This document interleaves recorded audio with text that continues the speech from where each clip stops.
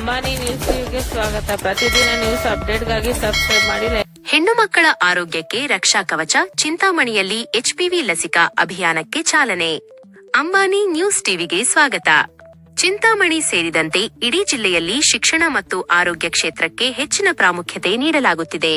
ಕೇಂದ್ರ ಮತ್ತು ರಾಜ್ಯ ಸರ್ಕಾರದ ಮಹತ್ವಾಕಾಂಕ್ಷಿ ಯೋಜನೆಯಾದ ಎಚ್ಪಿವಿ ಲಸಿಕೆ ನೀಡುವ ಅಭಿಯಾನವನ್ನು ಜಿಲ್ಲಾಧಿಕಾರಿ ಜಿ.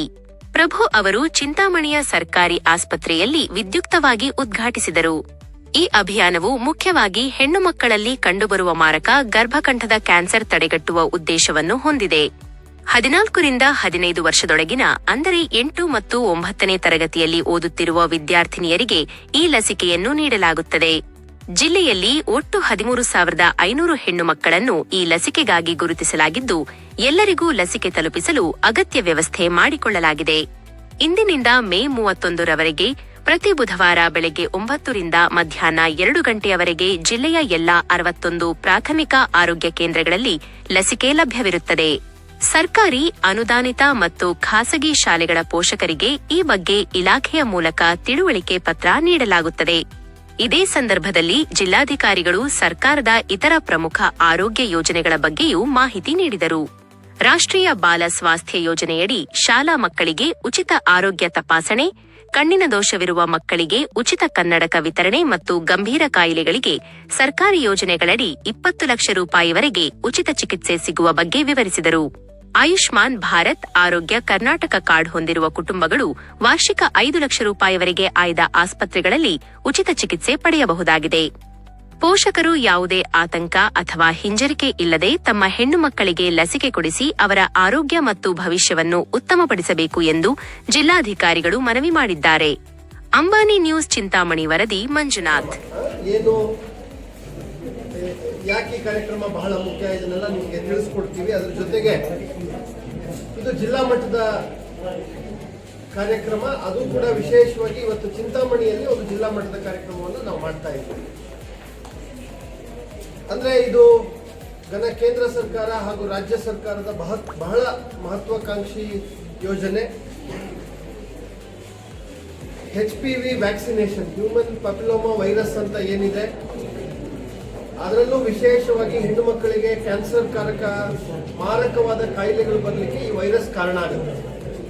ಆ ವೈರಸ್ ಅನ್ನ ತಡೆಗಟ್ಟುವಂತ ಒಂದು ಲಸಿಕೆ, ಅನೇಕ ಮುನ್ನೆಚ್ಚರಿಕೆ ಕ್ರಮಗಳನ್ನ ನಾವು ಲಸಿಕೆಗಳ ಮೂಲಕ ಅನೇಕ ರೋಗಗಳಿಗೆ ನಾವು ಕೊಡ್ತಾ ಇರ್ತೀವಿ. ಒಂದು ಮಗುಗೆ ಕನಿಷ್ಠ 10 ವಿವಿಧ ಲಸಿಕೆಗಳನ್ನ ಕೊಟ್ಟು ಆ ಮಗು ಮುಂದೆ ಯಾವುದೇ ದೊಡ್ಡ ದೊಡ್ಡ ರೋಗಗಳಿಗೆ ತುತ್ತಾಗಬಾರ್ದು ಅಂತ ಹೇಳಿ ಸದೃಢವಾಗಿ ಆ ಮಗುವಿನ ಸ್ವಾಸ್ಥ್ಯವನ್ನು ಕಾಪಾಡಿಕೊಳ್ಳುವಂಥದ್ದು ಆರೋಗ್ಯ ಇಲಾಖೆಯ ಬಹಳ ದೊಡ್ಡ ಯೋಜನೆ. ಆ ಯೋಜನೆಯ ಭಾಗವಾಗಿ ನಮ್ಮ ರಾಜ್ಯದಲ್ಲಿ, ಅದರಲ್ಲೂ ವಿಶೇಷವಾಗಿ ಚಿಕ್ಕಬಳ್ಳಾಪುರ ಜಿಲ್ಲೆಯಲ್ಲಿ ಇವತ್ತು ಜಿಲ್ಲಾ ಮಟ್ಟದ ಚಿಕ್ಕಬಳ್ಳಾಪುರ ಜಿಲ್ಲೆಯಲ್ಲಿ HPV ಲಸಿಕೆ ಅಭಿಯಾನವನ್ನು ನಾವು ವಿದ್ಯುಕ್ತವಾಗಿ ಇವತ್ತು ಪ್ರಾರಂಭ ಮಾಡ್ತಾ ಇದ್ದೀವಿ. ಸುಮಾರು 13,500 ಹೆಣ್ಣು ಮಕ್ಕಳು, ವಿದ್ಯಾರ್ಥಿನಿಯರು 14 ರಿಂದ 15 ವರ್ಷದ ವಯೋಮಾನದ ಒಳಗಡೆ ಇರ್ತಕ್ಕಂಥ ವಿದ್ಯಾರ್ಥಿನಿಯರು, ಅಂದ್ರೆ 14 ವರ್ಷ ತುಂಬಿರಬೇಕು, ಇನ್ನು 15 ವರ್ಷ ಆಗಿರಬಾರ್ದು. ಈ ವಯೋಮಾನದಲ್ಲಿರ್ತಕ್ಕಂಥ 8 ಅಥವಾ 9ನೇ ತರಗತಿಯಲ್ಲಿ ಓದ್ತಾ ಇರ್ತಕ್ಕಂಥ ಎಲ್ಲ ಹೆಣ್ಣು ಮಕ್ಕಳಿಗೆ ಈ ಲಸಿಕೆ ಕೊಡೋದ್ರಿಂದ ಸರ್ವಿಕಲ್ ಕ್ಯಾನ್ಸರ್ ಅಂತ ಕರಿತೀವಿ, ಗರ್ಭಕಂಠದ ಕ್ಯಾನ್ಸರ್ ಅಂತೇಳಿ ಇಡೀ ದೇಶದಲ್ಲಿ, ಅದರಲ್ಲೂ ವಿಶೇಷವಾಗಿ ನಮ್ಮ ರಾಜ್ಯದಲ್ಲಿ ವರ್ಷಕ್ಕೆ ಒಂದು 50,000 ಹೆಣ್ಣು ಮಕ್ಕಳು ಈ ಕ್ಯಾನ್ಸರ್ ರೋಗಕ್ಕೆ ತುತ್ತಾಗ್ತಾ ಇದ್ದಾರೆ. ಸೊ ಅದರ ವಿಶ್ವದಾದ್ಯಂತ ಸುಮಾರು 196 ದೇಶಗಳ ಪೈಕಿ ಒಂದು 150 ದೇಶಗಳಲ್ಲಿ ಈಗಾಗಲೇ ಈ ಲಸಿಕೆಯನ್ನ ಬಹಳ ಯಶಸ್ವಿಯಾಗಿ ಕೊಡಲಾಗ್ತಾ ಇದೆ.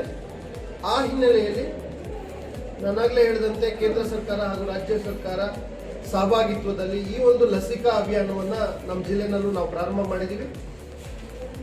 ಇವತ್ತಿಂದ ಪ್ರಾರಂಭ ಆದರೆ 31ನೇ ತಾರೀಕು ಮೇ, ಈ ವರ್ಷದ ಇನ್ನು 2-2.5 ತಿಂಗಳುಗಳ ಕಾಲ ನಿರಂತರವಾಗಿ ಪ್ರತಿ ಬುಧವಾರ ಬೆಳಗ್ಗೆ 9 ಗಂಟೆಯಿಂದ 2 ಗಂಟೆವರೆಗೆ ಈ ಒಂದು ಲಸಿಕಾ ಕಾರ್ಯಕ್ರಮ ಎಲ್ಲ PHCಗಳಲ್ಲಿ ಸುಮಾರು 61 ಪ್ರಾಥಮಿಕ ಆರೋಗ್ಯ ಕೇಂದ್ರಗಳು, ಅದು ಗ್ರಾಮೀಣ ಭಾಗದ ಆರೋಗ್ಯ ಕೇಂದ್ರ ಇರ್ಬೋದು ಅಥವಾ ನಗರ ಆರೋಗ್ಯ ಕೇಂದ್ರ ಇರ್ಬೋದು, ಈ ಎಲ್ಲ ಕೇಂದ್ರಗಳಲ್ಲಿ ಈಗಾಗಲೇ ನಮ್ಮ ಇಡೀ ಆರೋಗ್ಯ ಇಲಾಖೆಯ ವ್ಯವಸ್ಥೆ ಏನಿದೆ, DHO ಅವರ ನೇತೃತ್ವದಲ್ಲಿ ನಮ್ಮ RCH reproductive and child health ಅವರ ಮಾರ್ಗದರ್ಶನದಲ್ಲಿ ನಮ್ಮ ಎಲ್ಲ ತಾಲೂಕು ಮಟ್ಟದ ತಾಲೂಕು ಆರೋಗ್ಯಾಧಿಕಾರಿಗಳು, ತಾಲೂಕು ಆಸ್ಪತ್ರೆಯ ಆಡಳಿತಾಧಿಕಾರಿಗಳು, ಎಲ್ಲ ಮೆಡಿಕಲ್ ಆಫೀಸರ್ಸ್ PHC, ಉಳಿದ ಎಲ್ಲ ಸಿಬ್ಬಂದಿ ವರ್ಗದವರು, ಆಶಾ ಕಾರ್ಯಕರ್ತರಿರ್ಬೋದು, PHCOಗಳಿರ್ಬೋದು, HIOಗಳಿರ್ಬೋದು, ಎಲ್ಲರೂ ಕೂಡ ಕೈ ಜೋಡಿಸಿ ಈ ಒಂದು ಲಸಿಕಾ ಅಭಿಯಾನವನ್ನು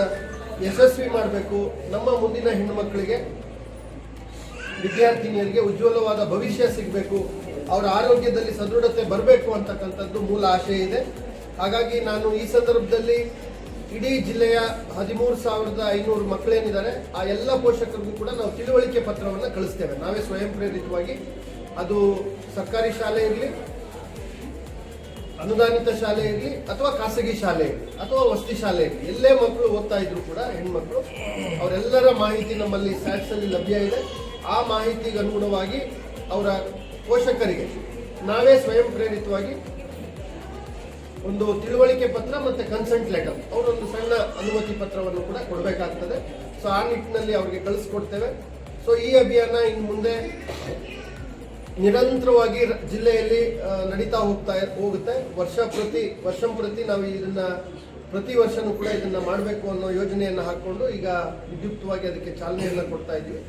ಸೊ ಹಾಗಾಗಿ ಇದೇ ಸಂದರ್ಭದಲ್ಲಿ ಇವತ್ತು ತಾಲೂಕು ಇನ್ಸ್ಪೆಕ್ಷನ್ ಇತ್ತು, ಮತ್ತೆ ಚಿಂತಾಮಣಿಯಲ್ಲಿ ತಾಲೂಕು ಆಸ್ಪತ್ರೆಯ ಭೇಟಿ, ಇವೆಲ್ಲವನ್ನ ಕೂಡ ಸಂಯೋಜಿಸಿ ಇವತ್ತು ಚಿಂತಾಮಣಿನಲ್ಲೇ ಮಾಡಬೇಕು ಅಂತೇಳಿ ಈ ಕಾರ್ಯಕ್ರಮವನ್ನು ಆಯೋಜನೆ ಮಾಡಿದ್ವಿ. ಈ ಕಾರ್ಯಕ್ರಮದ ಈ ಸರಳ ವೇದಿಕೆಯಲ್ಲಿ ನಮ್ಮೊಂದಿಗೆ ಮಹೇಶ್ ಕುಮಾರ್ ಅವರಿದ್ದಾರೆ, ಸಂತೋಷ್ ಕುಮಾರ್. ಮುಂದಿನ ದಿನಗಳಲ್ಲಿ ಈ ವ್ಯವಸ್ಥೆಯನ್ನ ಜಿಲ್ಲೆಯಲ್ಲಿ ಇನ್ನೂ ಹೆಚ್ಚು ಗಟ್ಟಿಗೊಳಿಸಬೇಕು. ಮಾನ್ಯ ಉಸ್ತುವಾರಿ ಸಚಿವರು ಫಸ್ಟ್ ಬಂದಾಗ ಅವ್ರು ಹೇಳಿದ್ದು ಅದೇನೆ, ಶಿಕ್ಷಣ ಮತ್ತೆ ಆರೋಗ್ಯ ಇವೆರಡೂ ವ್ಯವಸ್ಥೆಯನ್ನ 100ಕ್ಕೆ 100ರಷ್ಟು ಜಿಲ್ಲೆಯಲ್ಲಿ ಗಟ್ಟಿಗೊಳಿಸಬೇಕು ಅಂತೇಳಿ ಆ ನಿಟ್ಟಿನಲ್ಲಿ ಎಲ್ಲ ಪ್ರಯತ್ನಗಳನ್ನು ನಾವು ಮಾಡೋರಿದ್ದೇವೆ. ಸುಮಾರು 61 PHC ಇದೆ, 250ಕ್ಕೂ ಹೆಚ್ಚು ಹಳ್ಳಿಗಳಲ್ಲಿ ಆರೋಗ್ಯ ಮತ್ತು ಕ್ಷೇಮ ಕೇಂದ್ರಗಳು ಮತ್ತು ಉಪಕೇಂದ್ರಗಳಿದ್ದಾವೆ, ತಾಲೂಕು ಆಸ್ಪತ್ರೆಗಳಿದ್ದಾವೆ, ಜಿಲ್ಲಾಸ್ಪತ್ರೆ, ವೈದ್ಯಕೀಯ ಆಸ್ಪತ್ರೆ ಇದೆ. ಈ ಎಲ್ಲ ವ್ಯವಸ್ಥೆನಲ್ಲಿ ಸುಮಾರು ನಾವು ವರ್ಷಕ್ಕೆ OPD ಸರ್ವಿಸಸ್ ಅಂದ್ರೆ ಹೊರ ರೋಗಿಗಳ ಸೇವೆ ಅಂತ ಕೊಡ್ತೀವಿ. ಸುಮಾರು 24 ಲಕ್ಷ ಜನರಿಗೆ ಹೋದ ವರ್ಷ OPD ಸರ್ವಿಸಸ್ ಕೊಟ್ಟಿದ್ವಿ.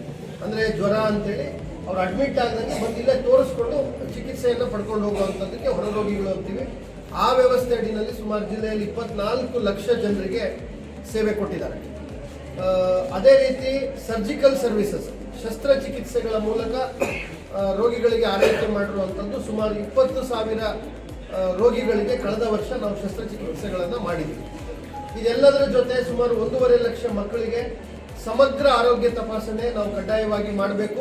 ಇನ್ನು ಮುಂದಿನ ದಿನಗಳಲ್ಲಿ, ಮುಂದಿನ ಬರುವ ಶೈಕ್ಷಣಿಕ ವರ್ಷ ನರ್ಸರಿಯಿಂದ ಹಿಡಿದು ಅಂಗನವಾಡಿ ಮಕ್ಕಳಿಂದ ಹಿಡಿದು 10ನೇ ತರಗತಿವರೆಗೆ 12ನೇ ತರಗತಿವರೆಗೆ ಎಲ್ಲ ವಿದ್ಯಾರ್ಥಿಗಳಿಗೆ, ಸರ್ಕಾರಿ ಶಾಲೆಗಳಲ್ಲಿ, ಅನುದಾನಿತ ಶಾಲೆಗಳಲ್ಲಿ ಓದುವಂಥ ಎಲ್ಲ ವಿದ್ಯಾರ್ಥಿಗಳಿಗೆ ಕಡ್ಡಾಯವಾಗಿ ಅಂಗನವಾಡಿನೂ ಸೇರಿಸಿದ್ರೆ 2 ಲಕ್ಷ ಮಕ್ಕಳಾಗ್ತಾರೆ. ಆ 2 ಲಕ್ಷ ಮಕ್ಕಳಿಗೆ ನಿಮಗೆ 20 ಲಕ್ಷದವರೆಗೆ ಉಚಿತ ಶಸ್ತ್ರಚಿಕಿತ್ಸೆ ಮಾಡೋಕ್ಕೂ ಕೂಡ ಅವಕಾಶ ಇದೆ ಯೋಜನೆಯಲ್ಲಿ.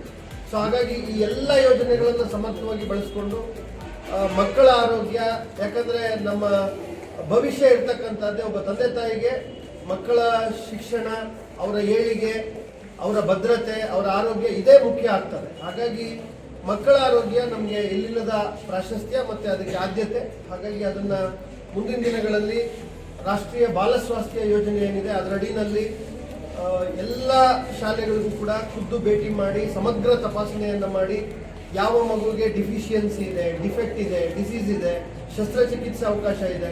ಕಣ್ಣಿನ ಸ್ಪೆಕ್ಟಕಲ್ಸ್ ಸುಮಾರು ಒಂದು ಅಂದಾಜಿನ ಪ್ರಕಾರ ಪ್ರತಿ ಜಿಲ್ಲೆಯಲ್ಲಿ ಒಂದು 5,000 ಮಕ್ಕಳಿಗೆ, 5,000ದಿಂದ 8,000 ಮಕ್ಕಳಿಗೆ ವಿಷನ್ ಕೊರತೆ ಇರುತ್ತೆ, ಬೋರ್ಡ್ ಕಾಣ್ತಾ ಇರಲ್ಲ ಅವರು. ಸೊ ಅಂಥ ಮಕ್ಕಳನ್ನ ನಾವೇ ಹುಡುಕಿ ಅವರಿಗೆ ಮುಂದಿನ ದಿನಗಳಲ್ಲಿ ಅವರಿಗೆ ಸ್ಪೆಕ್ಟಕಲ್ಸ್ನ ಕೊಡೋದು, ರಿಫ್ರಾಕ್ಷನ್ ಎರರ್ನ ಕರೆಕ್ಷನ್ ಮಾಡುವಂಥದ್ದು, ಈ ಎಲ್ಲ ಕೆಲಸಗಳನ್ನು ಕೂಡ ನಾವು ಮಾಡ್ತೇವೆ. ಅದ್ರ ಜೊತೆಗೆ ನಮ್ಮ ತಾಲೂಕು ಆಸ್ಪತ್ರೆ ಇರಲಿ, ನಮ್ಮ ಪ್ರಾಥಮಿಕ ಆರೋಗ್ಯ ಕೇಂದ್ರಗಳಿರಲಿ, ಸಣ್ಣ ಪುಟ್ಟ ದೂರುಗಳು ಈಗಾಗ ಬರ್ತಾ ಇದೆ, ಔಷಧಿಗಳು ವಿತರಣೆ ಆಗ್ತಾ ಇಲ್ಲ ಅಥವಾ ಸಮರ್ಪಕವಾದ ಸೇವೆ ಇಲ್ಲ, ಡಾಕ್ಟರ್ಗಳು ಬರ್ತಾ ಇಲ್ಲ ಅಂತೇಳಿ ಇದು ಸರ್ವೇ ಸಾಮಾನ್ಯ. ಎಲ್ಲ ಇಲಾಖೆಗಳಲ್ಲೂ ಈ ಥರ ದೂರುಗಳಿರುತ್ತೆ. ಆ ಎಲ್ಲ ದೂರುಗಳನ್ನು ಬಹಳ ಗಂಭೀರವಾಗಿ ಪರಿಗಣಿಸಿ ನಾವೆಲ್ಲ ಜಿಲ್ಲಾ ಮಟ್ಟದ ಹಿರಿಯ ಅಧಿಕಾರಿಗಳು, ತಾಲೂಕು ಮಟ್ಟದ ಅಧಿಕಾರಿಗಳು ಈಗಾಗಲೇ ಎಲ್ಲ ಸಂಕಲ್ಪ ಮಾಡಿದ್ದಾರೆ. ಮುಂದಿನ ದಿನಗಳಲ್ಲಿ ಸಮರ್ಪಕವಾದ ಮೇಲುಸ್ತುವಾರಿಯನ್ನು ಕಡ್ಡಾಯವಾಗಿ ಮಾಡ್ತೀವಿ. ಪ್ರತಿ ಆಸ್ಪತ್ರೆ ಅದರ ಸೇವೆ ಗುಣಮಟ್ಟದ ಸೇವೆ, ಅದನ್ನ ಖಾತ್ರಿನೂ ಕೂಡ ಪಡಿಸ್ಕೊಳ್ತೇವೆ. ಎಲ್ಲರಿಗೂ ಕೂಡ ಉಚಿತವಾಗಿ ಔಷಧಿಗಳು ಕೊಡಬೇಕು. ನೋಡಿ, ಸರ್ಕಾರ ಒಂದು ವರ್ಷಕ್ಕೆ ಸುಮಾರು 5,000 ಕೋಟಿ ಮೌಲ್ಯದ ಔಷಧಿಗಳನ್ನು, ಸುಮಾರು 600 ಔಷಧಿಗಳನ್ನು ನಾವು ಪ್ರೊಕ್ಯೂರ್ ಮಾಡ್ತೀವಿ. ಅದರಲ್ಲಿ PHC ಹಂತಕ್ಕೆ, ಪ್ರಾಥಮಿಕ ಆರೋಗ್ಯ ಕೇಂದ್ರದ ಹಂತಕ್ಕೆ ಸುಮಾರು 158 ಡ್ರಗ್ಸ್, 158 ವಿವಿಧ ಔಷಧಿಗಳನ್ನು ನಾವು ಬರೀ ಹಳ್ಳಿ ಹಂತದಲ್ಲಿ ಇಟ್ಟಿದ್ದೀವಿ. ಅವೆಲ್ಲವೂ ಕೂಡ ಜನಸಾಮಾನ್ಯರಿಗೆ ಸಿಗಬೇಕು. ಯಾರಿಗೆ ಕೊಟ್ವಿ ಅದು ಕರಾರುವಾಕ್ಕಾಗಿ ಅಕೌಂಟಬಿಲಿಟಿ ಇರಬೇಕು, ಅದಕ್ಕೆ ಅವರ ಮೊಬೈಲ್ ನಂಬರ್ಗಳು ಇರಬೇಕು, ಯಾರಿಗೆ ನಾವು ವಿತರಣೆ ಮಾಡಿದ್ದೀವಿ ಅನ್ನೋ ವಹಿ ಇರಬೇಕು. ಈ ಎಲ್ಲ ವ್ಯವಸ್ಥೆಗಳನ್ನು ಕೂಡ ನಾವು ತರಬೇಕು ಅಂತ ಹೇಳಿ ನಿನ್ನೆ ಎಲ್ಲ ಹಿರಿಯ ಅಧಿಕಾರಿಗಳು ಚರ್ಚೆ ಮಾಡಿ ಜಿಲ್ಲೆಯ ಆರೋಗ್ಯ ವ್ಯವಸ್ಥೆನ ಗಟ್ಟಿಗೊಳಿಸಬೇಕು ಅಂತ ಮಾಡಿದ್ದೀವಿ. ಅದೇ ರೀತಿ ತಾಲೂಕು ಆರೋಗ್ಯ ಕೇಂದ್ರದಲ್ಲಿ ಇದು ಇಡೀ ತಾಲೂಕಿಗೆ ಒಂದು ಹೃದಯ ಭಾಗವಾಗಿ ಕೆಲಸ ಮಾಡುತ್ತೆ. ಶಸ್ತ್ರಚಿಕಿತ್ಸೆ ತುಂಬಾ ತೀವ್ರತರವಾದ ಹೈ ಎಂಡ್ ಸರ್ಜರೀಸ್ ಬಿಟ್ಟರೆ ಉಳಿದೆಲ್ಲ ಶಸ್ತ್ರಚಿಕಿತ್ಸೆಗಳು ಕೂಡ ತಾಲೂಕು ಹಂತದಲ್ಲೇ ಆಗುವಂಥ ವ್ಯವಸ್ಥೆ ಇದೆ.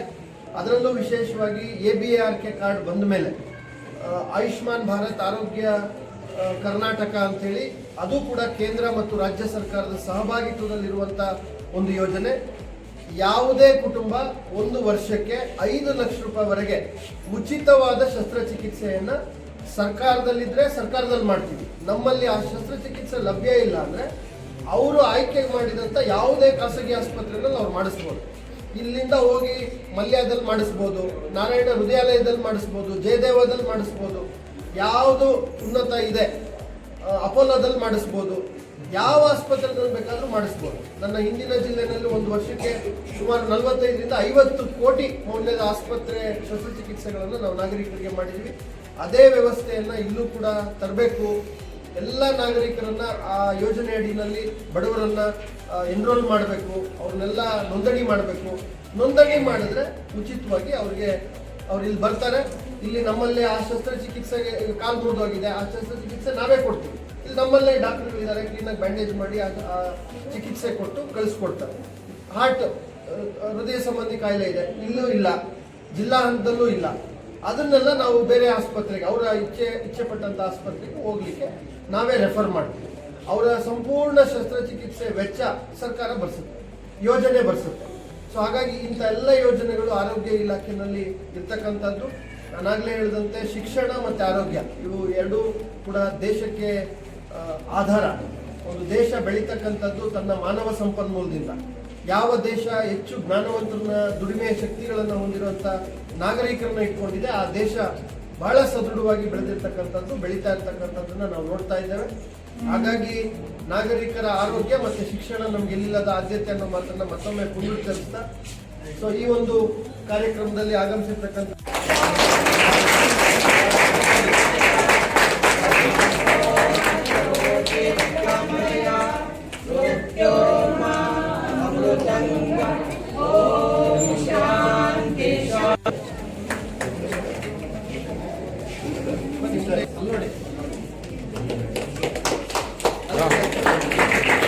ಸರ್ಕಾರದ ರಾಷ್ಟ್ರೀಯ ಆರೋಗ್ಯ ಅಭಿಯಾನ ಸಹಾಯದ ಅಡಿಯಲ್ಲಿ ನಾವು ಪ್ರತಿ ವರ್ಷನೂ ಕೂಡ 12 ಮಾರಕ ರೋಗಗಳ ವಿರುದ್ಧ ನಾವು ಲಸಿಕೆಯನ್ನು ಕೊಡ್ತಾ ಇದ್ದೀವಿ. ಇವತ್ತು ಭಾರತ ದೇಶ ಪೋಲಿಯೋ ಮುಕ್ತ ಭಾರತ ದೇಶ ಆಗಿದೆ. ಅದೇ ರೀತಿ ಸಿಡುಬು, ಸ್ಮಾಲ್ ಪಾಕ್ಸ್ ಅನ್ನು ಕೂಡ ಎರಾಡಿಕೇಶನ್ ಮಾಡಿದ್ದೀವಿ. ಮುಂದಿನ ದಿನಗಳಲ್ಲಿ ಈ ವರ್ಷ 2020-2026ಕ್ಕೆ ದಡಾರ ಮತ್ತು ರುಬೆಲ್ಲಾ ಎಲಿಮಿನೇಷನ್ ಮಾಡಬೇಕು ಅಂತ ಒಂದು ಗುರಿಯನ್ನು ನಿಗದಿಪಡಿಸಿದ್ದೀವಿ.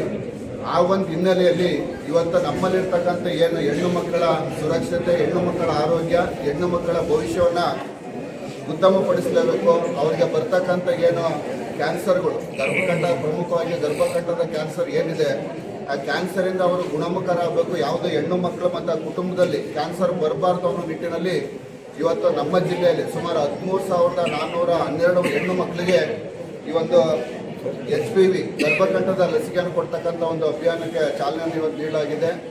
ಈ ಒಂದು ಲಸಿಕೆ ಏನಿದೆ ಪೂರ್ಣ ಪ್ರಮಾಣದಲ್ಲಿ ಸೇಫ್ ಆಗಿದೆ. ಸರ್ವಿವ್ಯಾಕ್ಸ್ ಅಂತಕ್ಕಂಥ ಏನು ನಾವು ಕೊಡ್ತಾ ಇದೀವಿ, ಗಾರ್ಡಿಜಾಲ್ 4 ಅಂತ ಲಸಿಕೆ ಏನಿದೆ, ಇದು ಕ್ಯಾನ್ಸರ್ ಬರದೇ ಇರಲಿ ಅನ್ನೋಕ್ಕೋಸ್ಕರ ನಾವು ಗಾರ್ಡಿಜಾಲ್ 4 ಅಂತಕ್ಕಂಥದ್ದು ಇದೆ. ಸಿಂಗಲ್ ಡೋಸ್, ಒಂದೇ ಡೋಸ್ ಕೊಡ್ತಕ್ಕಂಥದ್ದು. ಈ ಒಂದೇ ಡೋಸ್ ಕೊಡೋದ್ರಿಂದ ಏನಾಗ್ತದೆ ಅಂತಂದ್ರೆ ಪೂರ್ಣ ಪ್ರಮಾಣದ immunity, more than 95 to 99% immunity